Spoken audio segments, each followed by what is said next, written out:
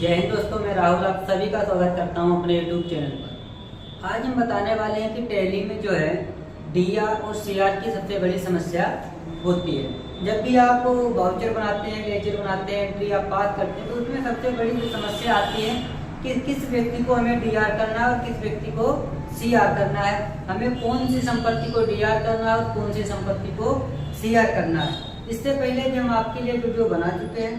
आप अगर देखे होंगे वीडियो तो हमने एक वीडियो बनाया था अकाउंट को लेकर के। देखो, सबसे बढ़िया जो चीज़ होती है, सबसे अच्छा अगर तरीका सीखने का है डीआर सीआर का, तो वो तरीका है कि अगर आपने अकाउंट को सही तरीके से पढ़ा है तो आपको डीआर सीआर में कोई दिक्कत नहीं है।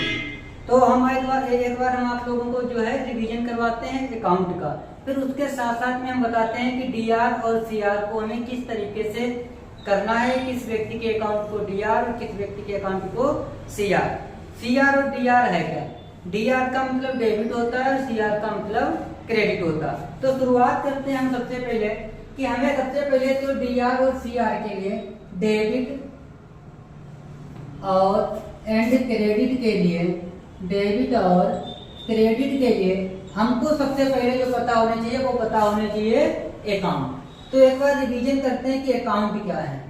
अकाउंट की अगर हम बात करते हैं तो अकाउंट हमारे होते हैं तीन प्रकार के। एक अकाउंट हमारा जो होता है वो होता है पर्सनल अकाउंट। कौन सा अकाउंट होता है? Personal account. दूसरा अकाउंट जो हमारा होता है वो अकाउंट हमारा होता है रियल अकाउंट। कौन सा अकाउंट होता है? Real account. तीसरे अकाउंट की अगर हम बात करते हैं तो ये अकाउंट हमारा होता है नॉमिनल अकाउंट।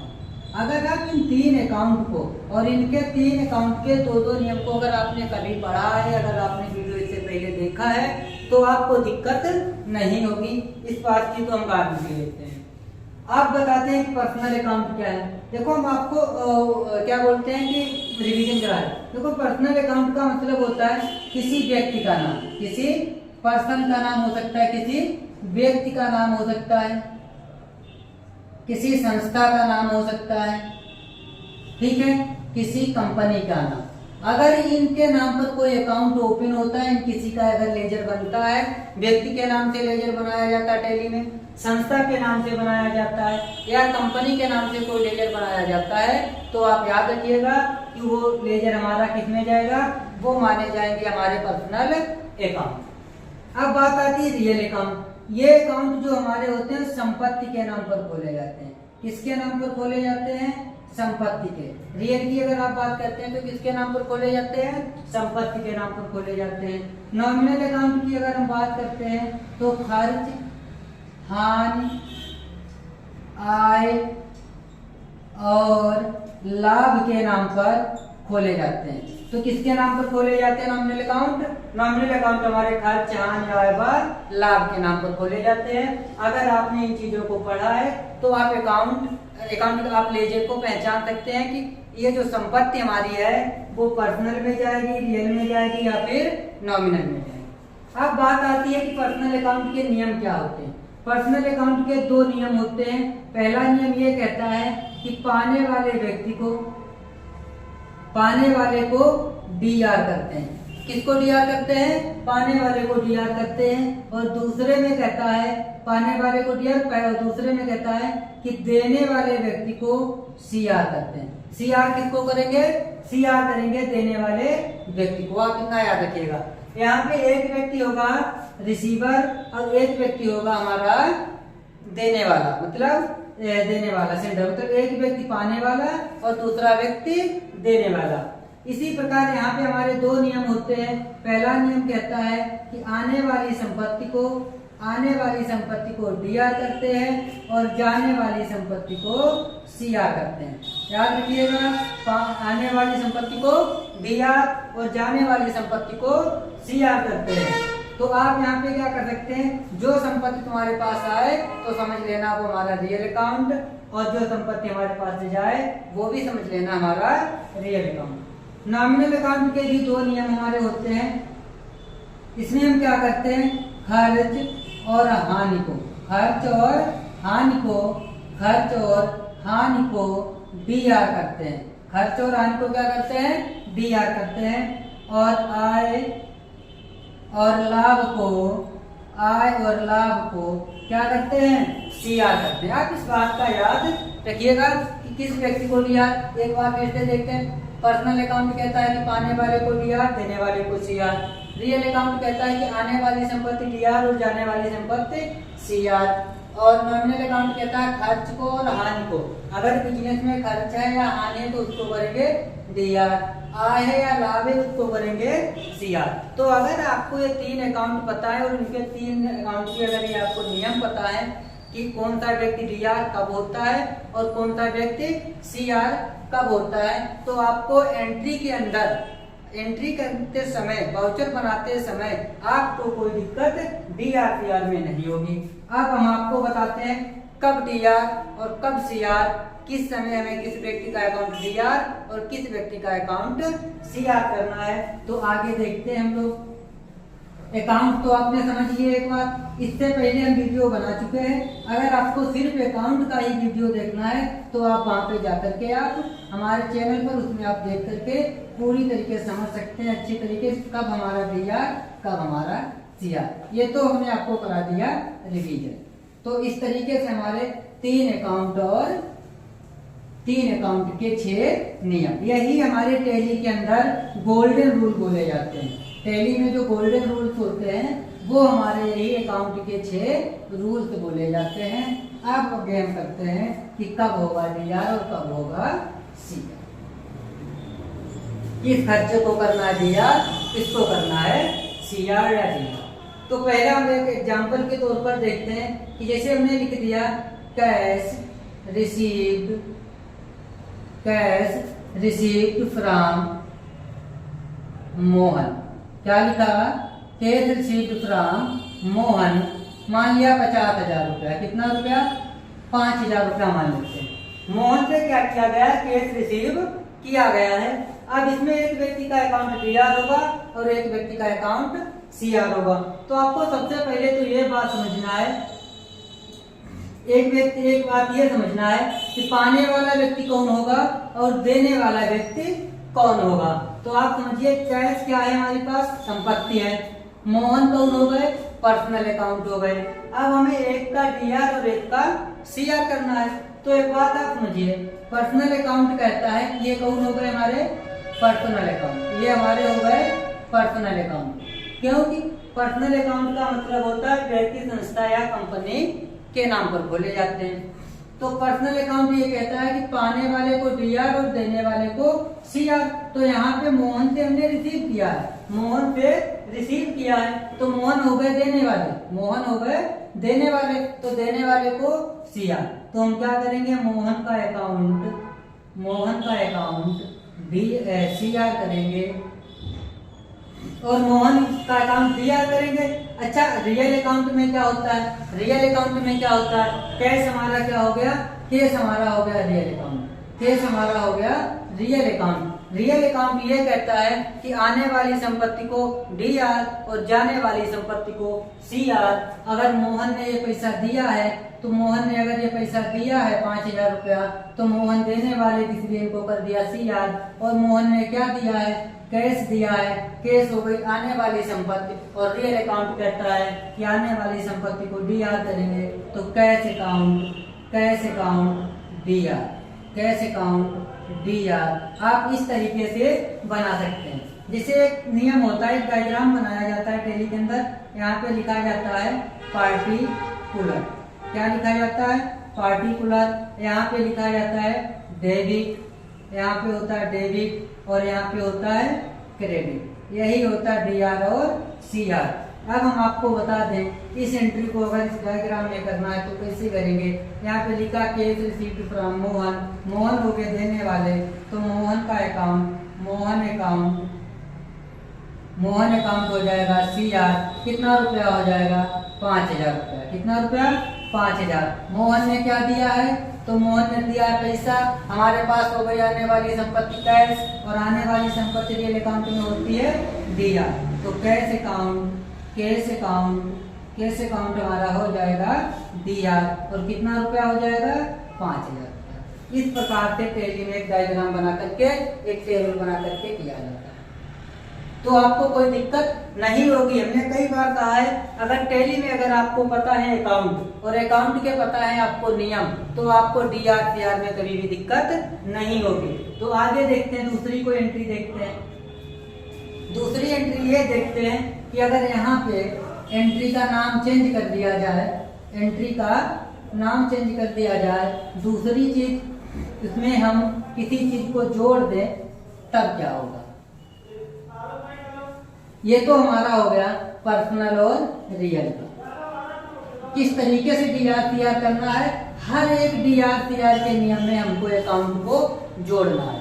जैसे अगर हम यहाँ पे हम लिख दें, दूसरा एग्जांपल यहाँ पे हम लिखते हैं कि दूसरा अकाउंट मान लेते हैं, यहाँ पे हमने लिख दिया computer purchase, computer purchase by cash. क्या लिख दिया, कंप्यूटर परचेज बाय कैश। कितने रुपए का कंप्यूटर खरीद लिया, 25,000 रुपए का एक कंप्यूटर खरीदा। अब आपको सबसे पहले तो इसमें यह पहचानना है कि जो हमारी एंट्री लिखी है उसमें से कौन सा अकाउंट रियल अकाउंट लग रहा है, नॉमिनल लग रहा है या फिर पर्सनल अकाउंट लग रहा है। तो अभी हमने आपको बताया कंप्यूटर जो हमारा जाएगा, ये जाएगा रियल अकाउंट में, क्योंकि रियल अकाउंट जो होते हैं वो हमारे संपत्ति के नाम पर खोले जाते हैं। कंप्यूटर हमारी क्या है, संपत्ति है। और कंप्यूटर ये कैश हमारा क्या है, ये भी रियल अकाउंट है, ये भी हमारा रियल अकाउंट है। अब ये भी रियल अकाउंट और ये भी रियल अकाउंट है, तब तो बहुत आसान काम है कि रियल अकाउंट कहता है आने वाली संपत्ति को डीआर और जाने वाली संपत्ति को सीआर। अगर आपने नगद कंप्यूटर खरीदा है, अगर आपने नगद कंप्यूटर खरीदा है तो आने वाली संपत्ति क्या हो जाएगी, डीआर। तो अगर हम यहाँ पे इसको बनाना चाहें, एंट्री पास करना चाहें टैली में, तो किस तरीके से करेंगे आपको बता दें कि कंप्यूटर आने वाली संपत्ति, तो कंप्यूटर का अकाउंट हमारा हो जाएगा, कंप्यूटर अकाउंट हो जाएगा डीआर। और कितने रुपए का कंप्यूटर हमने खरीदा है, 25,000 रुपए का। कितने का खरीद लिया, 25,000। अच्छा, जो हमने कंप्यूटर खरीदा है, कंप्यूटर के बदले में दिया क्या है, पैसा। अगर हम कंप्यूटर खरीदते हैं, कंप्यूटर एक संपत्ति हमारे पास आई, उस कंप्यूटर के बदले में दूसरी संपत्ति हमारे पास से नगद में कैश गया है, तो क्या गया है, कैश ही गया है। तो कैश अकाउंट जाने वाली संपत्ति और जाने वाली संपत्ति को सीआर करते हैं, तो ये हो जाएंगे हमारे 25,000 रुपए। इस तरीके से हम डेबिट और क्रेडिट या डीआर या सीआर के नियम को फॉलो करके अकाउंट के अनुसार तब एंट्री को पास करते हैं, तब जाकर के पूरी तरीके से ही हो पाती है। तो कोई दिक्कत तो नहीं हो गई इसमें, अब तो कोई दिक्कत होने वाली है नहीं, क्योंकि हमने पहचान लिया ना, कंप्यूटर हमारा रियल अकाउंट, कैश हमारा रियल अकाउंट। और रियल अकाउंट कहता है कि आने वाली संपत्ति को डीआर और जाने वाली संपत्ति को सीआर करते हैं। तो तीसरी एक एंट्री लिखते हैं अब हम, हमारा पर्सनल हो गया, रियल होगा। अब नॉमिनल अकाउंट की अगर हम बात करते हैं, हमने लिखा वेजेज, वेजेज ना लिख करके अगर हमने लिख दिया रेंट पेड बाय कैश। मान लिया किसी को हमने 4,000 रुपया, किसी को 4,000 रुपया रेंट का हमने दिया। अब आप एक बात सोचो, अगर अब आप कहीं भी जाते हैं, दिल्ली जाते हैं, नोएडा जाते हैं, कहीं भी आप जाते हैं, अब वहां पे आप क्या करेंगे, रूम किराए पर लेंगे। क्या करेंगे, रूम किराए पर लेंगे। तो रूम किराए पर लेंगे तो उसका आपको देना होगा रेंट। जब आप उसका रेंट देंगे तो रेंट आपके लिए क्या होगा, खर्चा होगा। क्या होगा, खर्चा होगा। तो हमारा ये कौन सा अकाउंट है, ये हमारा अकाउंट हो गया नॉमिनल। ये कौन सा अकाउंट हो गया हमारा, नॉमिनल। ये हमारा किस अकाउंट हो गया, ये अकाउंट हमारा हो गया रियल। ये अकाउंट हमारा हुआ रियल, ये नॉमिनल, ये रियल। तो आप इस बात को समझिए, नॉमिनल अकाउंट क्या कहता है, खर्च और हानि को डीआर करते हैं, खर्च और हानि को डीआर करते हैं। तो रेंट हमारे लिए खर्चा होगा। खर्चा इसलिए होगा कि आप कहीं पर भी रूम लेते हैं तो उस रूम का किराया आपको देना होता है। ऐसा कभी नहीं होता है कि अगर आप जिसके घर पर रहें, मान लिया रूम किराए पर लिया, और वो ऐसा तो नहीं करेगा कि भैया हमारे यहाँ रूम पर रहो और हम तुमको पैसा भी देंगे, तो ऐसा कुछ नहीं होता है। तो यहाँ रेंट हमारे लिए क्या है, खर्चा है। तो रेंट अकाउंट क्या होगा, रेंट अकाउंट हो जाएगा डीआर। नॉमिनल अकाउंट क्या कहता है, नॉमिनल अकाउंट कहता है कि खर्च और हानि, खर्च और हानि को डीआर और आय व लाभ को CR। अच्छा ये नॉमिनल अकाउंट था तो खर्च था, खर्च को कर दिया DR। अब कैश हमारा क्या हो गया, केस हमारा होता है रियल अकाउंट, और रियल अकाउंट क्या कहता है, आने वाली संपत्ति को DR और जाने वाली संपत्ति को CR। तो इसलिए आप सोचिए, अगर आप कहीं पर भी किराए पर रूम लेते हैं, तो उस रूम का किराया आप देंगे, अब किराया देंगे उसका मतलब पैसा देंगे, पैसा जाएगा हमारे पास से, और जाने वाली संपत्ति में क्या होता है, CR, जाने वाली संपत्ति को CR। तो कैश अकाउंट CR। कितना रुपया, कुछ भी रुपया मान सकते हैं, मान लिया 4000, तो डेबिट के नीचे डेबिट और क्रेडिट के नीचे क्रेडिट। इस प्रकार से आप बहुत बेहतर तरीके से अगर आपने अकाउंट पढ़े हैं तो आपको कभी भी DR में कोई दिक्कत नहीं होगी, इस बात की हम गारंटी लेते हैं। अगर आज भी अगर आपने ये वीडियो पूरी तरीके से आराम से बैठ के देख लिया और कॉपी पर अपना नोट कर लिया, तो हमें लगता है कि आगे जब भी आप एंट्री करेंगे टैली में तो आपको DR में कोई दिक्कत नहीं होगी। तो आपको समझ में आया, नॉमिनल अकाउंट हो गया, रियल अकाउंट हो गया, और उसके बाद पर्सनल अकाउंट हो गया। एक और एंट्री लिखते हैं तो आपको और बेहतर समझ में आएगा कि कब हमको DR किसको DR करना है। एक एंट्री बस और लिखते हैं, उसके बाद जो है हम बंद करते हैं, फिर आप लोग जो है सिस्टम पर बैठ के चलाओगे। समझ में आ रहा सबके पीछे? चलिए ठीक है, आगे बताते हैं हम आपको। एक एंट्री और लिखते हैं, ज्यादा नहीं। एक एंट्री कौन सी लिखते हैं कि हमने मान लिया लिख दिया कि फर्नीचर, क्या लिख दिया, फर्नीचर परचेज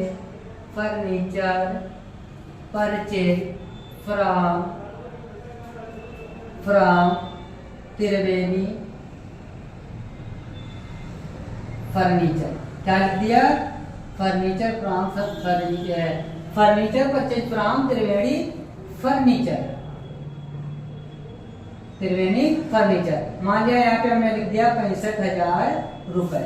अब आप इस बात को समझो, फर्नीचर परचेज किया फ्रॉम त्रिवेणी फर्नीचर से। अच्छा एक बात बताओ, फर्नीचर हमारी कैसी संपत्ति है, फिक्स एसेट है। अच्छा अकाउंट ये किस प्रकार का है, रियल अकाउंट। आपने बता दिया कि जो रियल अकाउंट होता है वो संपत्ति के नाम पर खोला जाता है, तो फर्नीचर हमारे लिए क्या है, हमारी संपत्ति। तो ये हमारा कौन सा अकाउंट हो गया, ये अकाउंट है हमारा रियल। बस आप अकाउंट पहचान लो, कोई दिक्कत नहीं होगी। अच्छा ये त्रिवेणी अकाउंट क्या है, त्रिवेणी अकाउंट हमारा जो है पर्सनल अकाउंट है। त्रिवेणी किस में जाएगा, ये पर्सनल में जाएगा। अब आपको समझ में आया होगा, रियल अकाउंट का नियम है, रियल अकाउंट का कहना है कि आने वाली संपत्ति को DR और जाने वाली संपत्ति को CR करते हैं। तो फर्नीचर अगर हमने खरीदा है तो फर्नीचर खरीदेंगे तो फर्नीचर हो गई आने वाली संपत्ति, तो हम यहाँ पे फर्नीचर अकाउंट को क्या कर देंगे, DR। फर्नीचर अकाउंट को क्या कर देंगे हम, DR। फर्नीचर क्या हो जाएगा हमारा DR, कितने रुपए का, 65,000 का। अब आप समझो, यहाँ पे आ जाते हैं पर्सनल अकाउंट में। पर्सनल अकाउंट क्या कहता है, पाने वाले व्यक्ति को DR और देने वाले व्यक्ति को CR। अब आप इस बात समझो, इन्होंने फर्नीचर इनसे खरीदा है, अब इनको तुरंत तो पैसा मिल नहीं रहा है, क्योंकि इन्होंने इनसे उधार फर्नीचर खरीद लिया। अब इन्होंने इनसे उधार अगर खरीदा है तो इनको तुरंत तो पैसा नहीं मिलेगा, तो ये सिर्फ देने वाले हो गए, ना कि पाने वाले। और पर्सनल अकाउंट कहता है पाने वाले को DR और देने वाले को CR। बस आप इतना याद रखिए, अकाउंट का नियम अगर आपको पता है तो कोई दिक्कत नहीं होगी। तो यहाँ पे ये देने वाले हो गए ना, फर्नीचर कौन दे रहा है, त्रिवेणी फर्नीचर। तो यहाँ पे क्या लिखेंगे, त्रिवेणी फर्नीचर। तो इनको करेंगे CR, देने वाले को CR करते हैं, CR के नीचे लिख दो 65,000। तो इस तरीके से हमने आपको बता दिया कि एकदम क्लियर। अगर आपको अकाउंट पता है तो हमें नहीं लगता है कि टैली के अंदर आपको DR में कभी भी कोई दिक्कत होने वाली है। तो आज आपको हमने पूरी तरीके से कंप्लीट किया है कि DR कौन होगा, CR कौन होगा। तो आपको वीडियो अच्छा लगा ही होगा अगर आपने बेहतर तरीके से ध्यान देकर के पढ़ा होगा। ठीक है, तो आप लोग जो इस तरीके से वीडियो देखिए, और अब आगे अगर कोई दिक्कत होती है तो आप कमेंट बॉक्स में बताइए, तो आगे और जो है क्लियर करेंगे। उसके अलावा आपको एंट्री करने के लिए वाउचर पता होना चाहिए। वाउचर का भी हम वीडियो आपके लिए डाल चुके हैं, वो भी पीछे जाकर के आप देख लीजिएगा। अगर वीडियो अच्छा लगा हो तो वीडियो अच्छा लगा तो चैनल को सब्सक्राइब जरूर कर लीजिएगा, क्योंकि ऐसे ही हम आपको 45 वीडियो के अंदर टैली को कंप्लीट करने वाले हैं। टैली को कंप्लीट करने वाले, जैसा कि हमने कल बताया था कि आज के लिए हम DR CR को क्लियर करेंगे, तो आज हमने DR और CR को क्या कर दिया है, क्लियर कर दिया है। अब आपको क्या करना है, इसको पढ़ने के बाद आपको कल हम बताएंगे 10 से 15 एंट्री, 10 से 15 एंट्री लिखेंगे और तब बताएंगे DR CR किस तरीके से होता है, वो हम सिस्टम पर भी बताएंगे और बोर्ड पर भी करके बताएंगे। धन्यवाद। आप सभी लोग चैनल को सब्सक्राइब जरूर कर लीजिएगा।